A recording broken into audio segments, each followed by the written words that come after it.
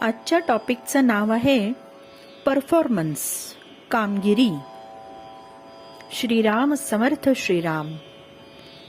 रवींद्रनाथ टागोरांची एक अतिशय सुंदर कविता वाचनात आली. संपूर्ण कविता येथे सांगण्याचे प्रयोजन नाही, पण गर्भितार्थाच्या 4 ओळी नक्कीच नमूद कराव्याशा वाटतात. The butterfly counts not months but moments and has enough time. Let your life lightly dance on the edges of time, like dew on the tip of a leaf. फुलपाखराचे आयुष्य अनेक महिन्यांचे नसते, फार फार तर काही आठवड्यांचे, काही क्षणांचे.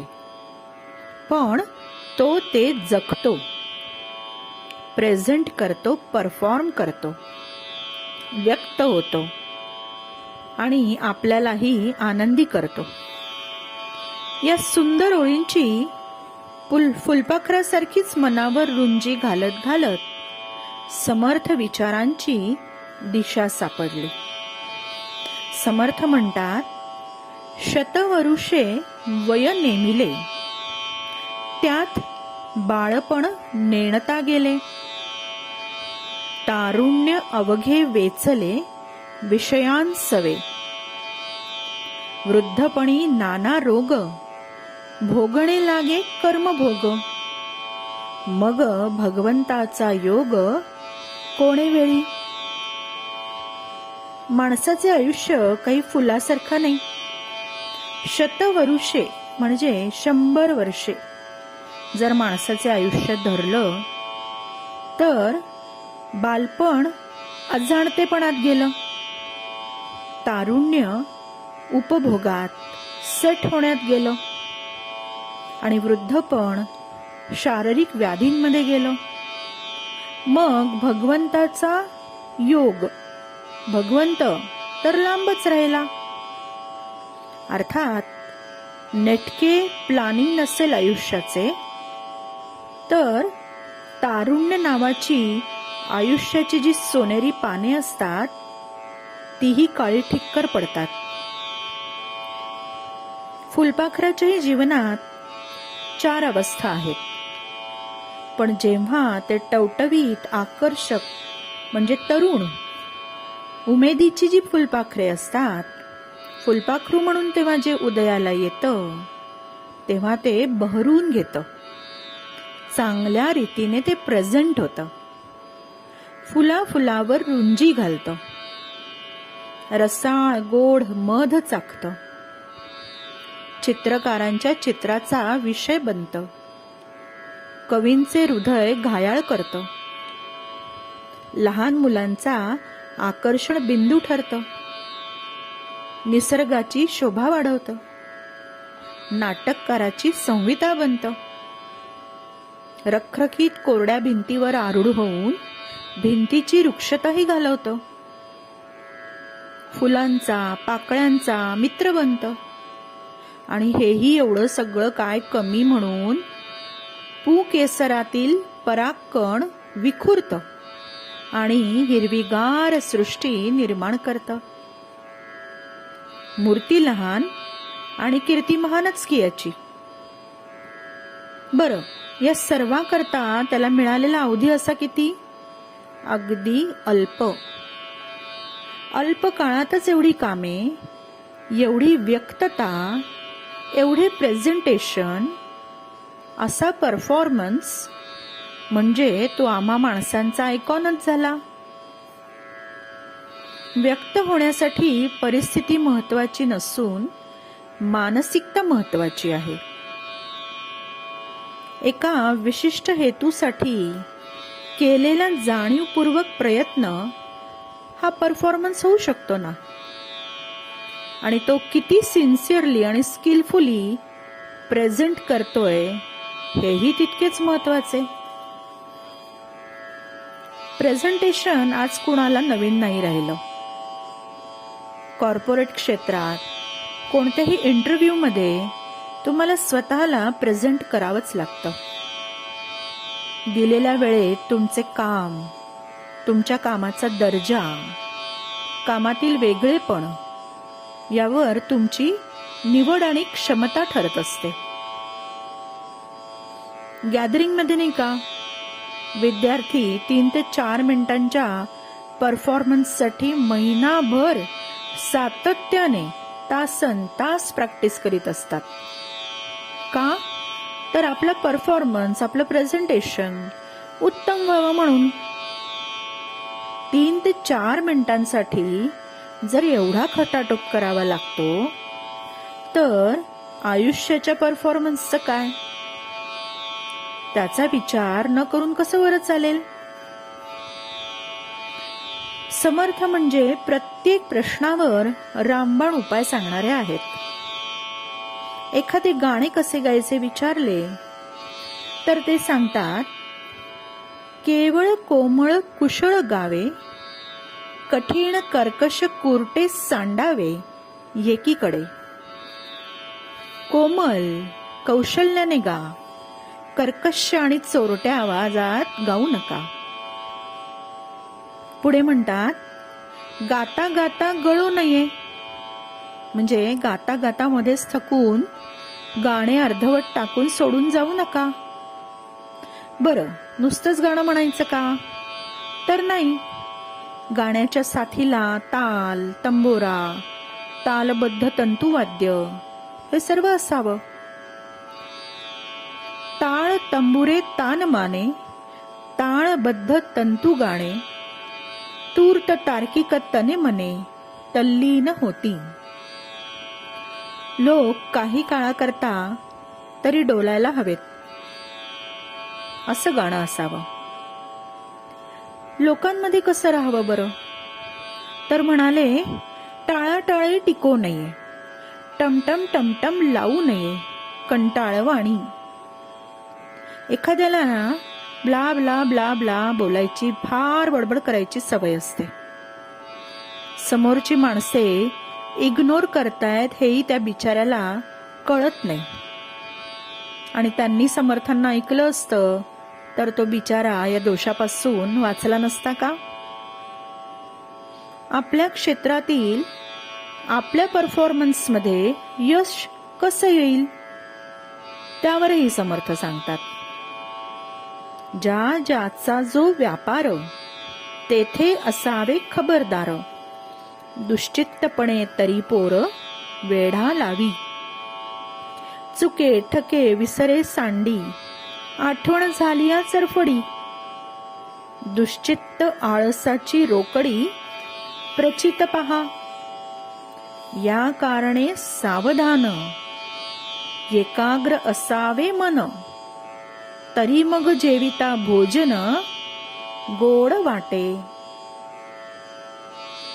जवळजवळ आपल्यापैकी सर्वांचाच कधी ना कधी असा अनुभव आहे की बाहेर काही बी नसले, किंवा प्रेझेंटेशन चांगले नाही झाले, किंवा कोणती तरी चूक झाली, तर घरी आल्यावर सुद्धा कशातच मन लागत नाही, जेवण्याची इच्छा पण नसतेच. समर्थ म्हणतात या ओव्यांमधनं, प्रत्येकाने स्वतःच्या व्यवसायामध्ये अगदी खबरदारीने वागावे. बेसावतपणे वागले तर प्रसंगी लहान पोरही तुम्हाला फसवून जाते. जो माणूस चुकतो, फसतो, वस्तू विसरतो, हरवतो आणि आठवण झाली की तळमळ करत बसतो, त्याला यश येणं फार कठीण आहे. आळस आणि गैरसावधपणा यामुळे हे असं होतं, असं समर्थ म्हणतात. म्हणून आपले मन एकाग्रपणे दिलेल्या कामात गुंतवून ठेवावे, सावध राहावे, म्हणजे घरी आल्यावर जेवण गोड लागते. आहे की नाही समर्थांच्या टिप्स एकदम चपखल. व्यक्त व्हायला, भाषण करायला, गायला किंवा परीक्षा द्यायला, अर्थातच प्रेझेंट करायला त्या त्या गोष्टींचा सराव रियाज, अभ्यास हे करणे अपरिहार्यच. तासनतास टीव्ही आणि मोबाईलवर बसून भविष्य घडली असती तर पुस्तकांच्या रॅकमध्ये पुस्तकांच्या ऐवजी 1000-2000 मोबाईल नसते का दिसले? स्क्रीन टाइम इतका जास्त होतो की एक व्हिडिओ पाहिला की माणूस सहजच 4 व्हिडिओ बघत बसतो. उगीच स्क्रीन स्क्रोल करत बसतो. 25-50 मेसेजेस वाचतो. टेक्नो सावी असावेच माणसाने, पण टेक्नो क्रेझी होणे परवडणारे नाही. समर्थ काही म्हणतात का या बाबतीत? पाहूया तर. ऐक सदैवपणाचे लक्षण, रिकामा जाऊ नेदी एक क्षण. प्रपंच व्यवसायाचे ज्ञान बरे पाहे. Don't waste your time, be professional. असेच तर ते सांगतायत.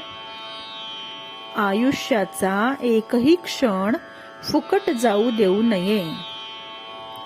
जो आपला व्यवसाय आहे त्यात एक्सपर्ट व्हा. मग प्रेझेंटेशन अवघड राहीलच कसे? बरे, आपण खूप यशस्वी झालोय आणि आपल्या हाताखालच्या काही मंडळींची लहान मोठी जर चूक झाली तर त्याला मी किती मोठा, मी कसे केले, आमच्या काळी असे होते तसे होते म्हणून उपदेशाचे डोस पाजू नयेत. इथेही समर्थांचा रिमार्केबल कोट आहे बरं. होय, रिमार्केबल कोट. अहो, ओव्या म्हणजे जगण्याची सूत्रेच नाही का? अगदी ब्रेनी कोट सारखी. समर्थ काय कोट करतात ते पाहू. चौथा अत्यंत साक्षेप, फेडावे नाना आक्षेप. अन्याये थोर अथवा अल्प, क्षमा करीत जावे. साक्षेप म्हणजे उद्योग. उद्योगीपणा हे जीवनाचे अंग आहेच. अविरत उद्योगा वाचून टिकाऊ यश मिळत नाही. आपल्या ध्येयाबद्दल, कार्याबद्दलचे काही संशय, आक्षेप असतील तर त्याचे निरसन करावे, पण आपल्या अनुयायांना लहान मोठ्या चुकांसाठी क्षमा करावी. हेही हायर लेवल प्रेझेंटेशन स्किलच नाही का? How do you present your self among your employees, याला समर्थांनी दिलेले समर्पक उत्तर म्हणावे लागेल. हे कित्येक वेळा ग्रुप डिस्कशन असते, ग्रुप प्रेझेंटेशन असते. मग तेव्हा कसे बरे करावे? थांबा, त्याचे हे उत्तर समर्थांकडे आहे का ते विचारू. हो, आहेच ना. समर्थ म्हणतात, अनन्य राहे समुदाव, इतर जनास उपजे भाव. ऐसा आहे अभिप्राव उपायाचा. आपण आपल्या ग्रुपशी अनन्य राहावे. ग्रुपला समुदाव हा समांतर शब्द येथे योजलाय. अर्थातच अनन्य म्हणजे अन्य न.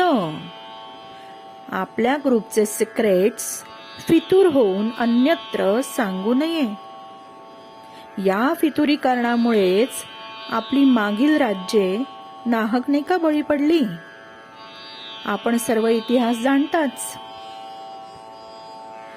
खरे म्हटले ना श्रोते हो, तर सर्वच श्रेष्ठ संतांनी सांगून ठेवलंय की जीवन हे एक नाटक आहे. ज्याला जो रोल मिळाला तो त्याने उठावदारपणे करावा. किती सर्जनशील होईल ते पाहावे. आपल्या हातून काही चांगले प्रेझेंटेशन घडेल आणि न जाणो आपली कृती अजरामर होईल. आपण प्रेझेंटेशन परफॉर्मन्सचा विचार केला. तत्संबंधीची एक कथा पाहू. गुरुकुलात स्वाती नावाचे मुनी राहत होते. गुरुकुलात शिक्षणाला सुट्टी असताना ते स्वतः पाणी आणण्यासाठी जलाशयाजवळ गेले. सुट्टीतही सततोद्योग हा मुद्दा महत्वाचा बरं का इथे. जलाशयात कमळे फुलली होती. त्याची पाने तलावाच्या पृष्ठभागावर पसरलेली होती. अचानक सर्वत्र जलधारा कोसळू लागल्या. पानांवर पडणाऱ्या पावसाच्या धारांमुळे मधुर नाद निर्माण होत होता.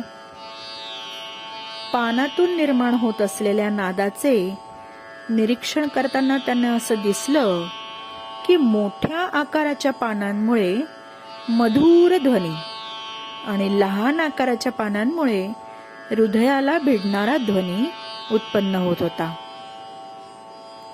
मुनींनी ती पाने गोळा केली. आश्रमात आले. त्या पानांच्या सहाय्याने त्यांनी कृत्रिम ध्वनी निर्मितीचे प्रयोग सुरू केले आणि करिता करिता या प्रयोगातूनच मृदंगाची निर्मिती झाली. आपल्याकडील सर्व वाद्ये प्रयोग विज्ञानाचे नमुने आहेत. मृदंगाचे प्रेझेंटेशन ऐकू आणि येथेच विरमू.